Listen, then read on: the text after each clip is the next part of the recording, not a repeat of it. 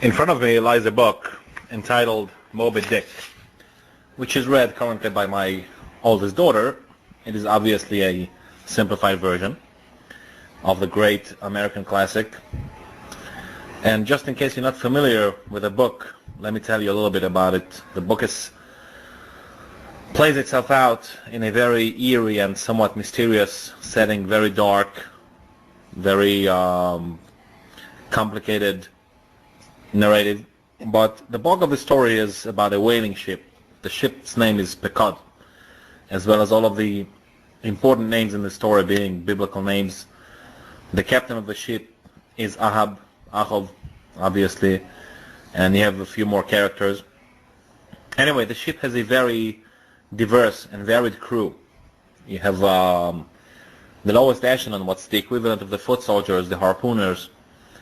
One of them is a black guy, one of them is a native Indian American, and you have one from the Pacific Island, each one with a different religion, different culture. But it's not presented in the, cheesy, sentimental, idiotic way that today they're talking about equal rights and all this. There's none of that really. Of course, the hierarchy on the ship is outlined, and the somewhat the difference of civilizations is dealt with. But I think that the author has a completely different point in it. We have this Captain Ahab, who has lost half of his leg in a previous ship whaling cruise, and the peg substituting the missing part of his leg is actually made out of one of the whale's teeth.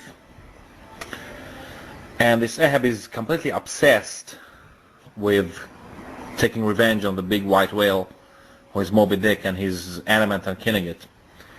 And they're having a very successful whale hunt, and the ship is loaded already with the expensive whale oil, and they're supposed to go back to shore to make a profit on the oil.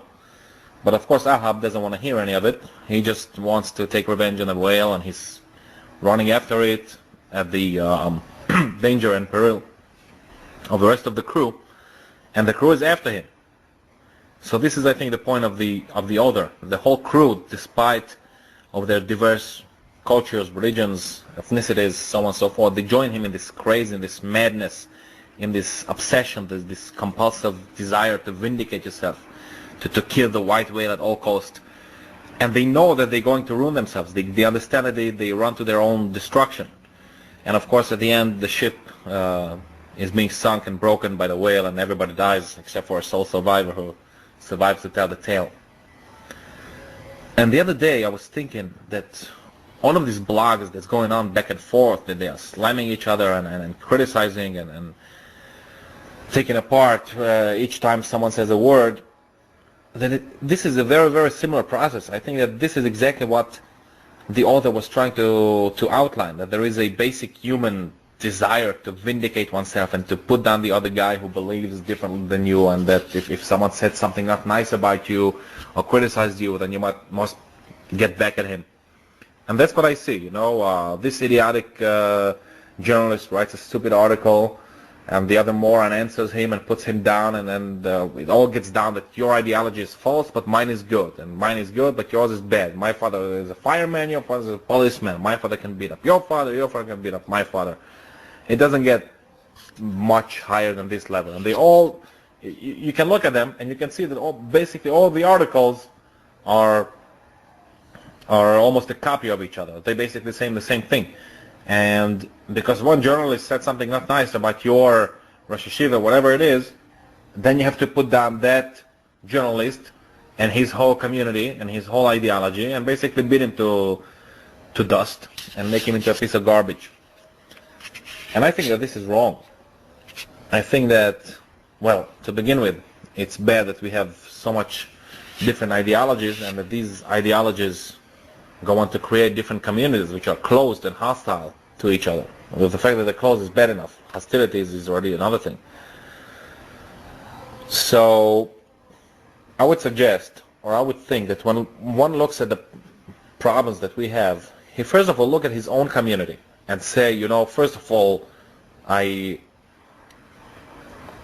respectfully criticize my own leadership, my own rabbi, and there are this and this problems. Don't throw a dog a bone, don't say, oh yeah, it's true, my my community also has this and this problem X, Y, and Z, and you point out to a little boo-boo on your fingernail. You know, don't do that. Don't give me this trash. Don't give me this garbage. You know, look the facts in the eye and deal with them and say, you see, this is a flaw in our ideology. This is a flaw in the core of our community. Don't tell me that, you know, oh yeah, my little daughter has a little boo-boo on her toenail. That won't fly. And I think that if you read my past articles, you'll find plenty of it.